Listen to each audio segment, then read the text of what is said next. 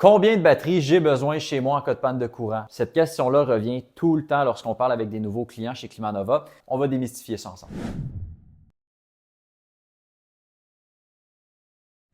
En fait, il n'y a pas de réponse simple à cette question-là. Il y a deux variables qui sont très importantes à prendre en considération: l'autonomie souhaitée et les différents équipements que vous voulez alimenter en cas de panne de courant. Donc, voici deux cas de figure précis, des cas qu'on voit chaque jour, deux cas de figure complètement différents. Donc, c'est pour ça que répondre à la question « Combien de batteries il me faut ?» c'est très difficile à répondre. Soyez pas intimidés par les chiffres, là, vous allez voir, c'est plus simple que ça en a l'air. Donc, ici, Mme Tremblay désire être autonome 12 heures en cas de panne de courant sans se stresser avec rien.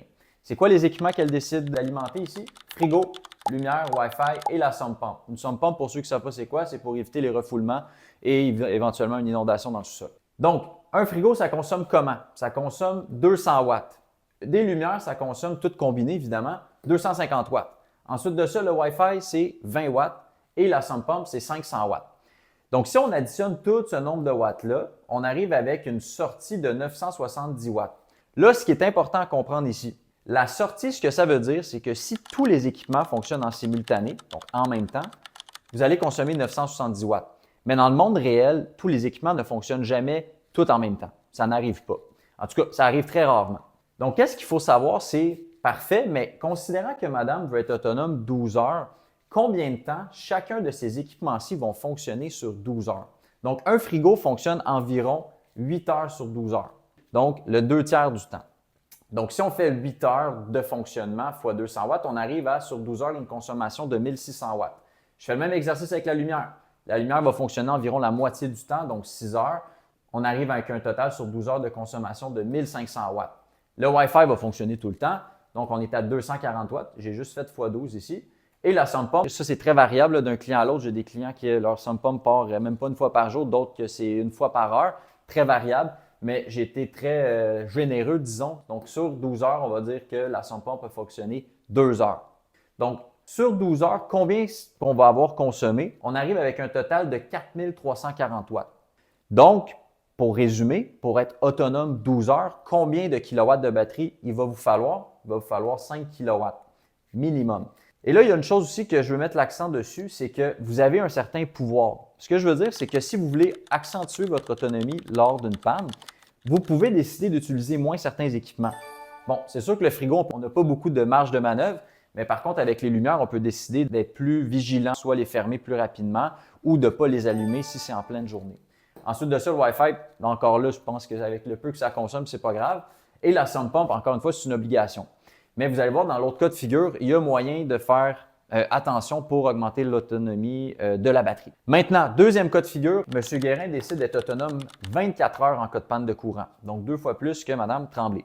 Là, on voit ici qu'il y a plus d'équipements. Donc, on a le frigo, pareil, lumière, Wi-Fi, sauf que là, on rajoute deux équipements qui sont assez énergivores, la thermopompe et l'eau chaude. Souvent, lorsqu'on ne met pas le chauffage, l'autonomie peut être beaucoup plus longue avec moins de batterie.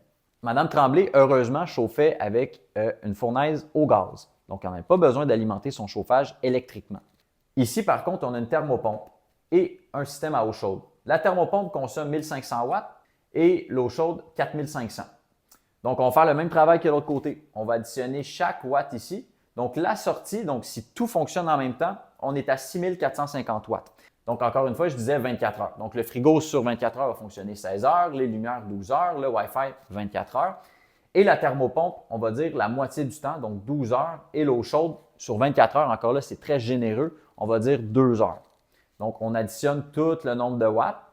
Donc, sur 24 heures, dans une journée typique, M. Guérin va avoir consommé 33 680 watts. Encore là, je me répète, mais M. Guérin a le pouvoir de moins consommer. Il pourrait utiliser, disons, son eau chaude 30 minutes sur 24 heures s'il y a une panne de courant. Puis ça va décupler son autonomie. Plutôt que d'avoir consommé 9000 watts, il va en avoir consommé environ 2000 watts. Donc, vous avez le pouvoir de changer votre consommation. Vous pouvez également dire, bon, ma thermopompe, je vais peut-être la mettre 2 degrés plus froid que d'habitude pour le chauffage. Puis, sa consommation va être moindre. Donc, c'est des petites choses comme ça que vous pouvez faire, mais nous, quand on fait nos calculs de charge, on n'a pas le choix de faire comme si vous n'alliez rien changer dans votre consommation à la maison. Donc, c'est pour ça que je le fais de cette façon-là. Donc, pour résumer, M. Guérin ici, pour 24 heures d'autonomie avec tous ces heures d'utilisation-là fictives, on arrive à 33 680. Étant donné que nos batteries vont par module de 5 kW, monsieur aurait besoin de 35 kW de batterie, donc de 7 batteries. Donc, ça ressemble pas mal à ça. J'espère que ça vous a éclairci sur le sujet. C'est assez complexe. Mais en réalité, quand on le fait comme ça, on réalise qu'au final, c'est assez accessible. Qu'il y a deux variables, comme je disais, qui sont importantes à prendre en considération, l'autonomie souhaitée et les équipements qu'on va venir alimenter en cas de panne de courant. Moins vous voulez d'autonomie longue, puis moins vous avez d'équipements, bien moins vous allez avoir besoin de kilowatts de batterie. Et inversement, comme on voit ici, plus il y a d'équipements énergivores, bien plus on va avoir besoin de batterie. Donc, si vous désirez en savoir un petit peu plus sur qu'est-ce qu'il vous faudra à la maison, quel système de batterie serait le plus adéquat pour vous, n'hésitez pas à nous contacter pour en savoir plus au numéro juste en bas ici. Et ça va nous faire plaisir de vous prendre en charge et de démystifier tout ça avec vous. Au plaisir!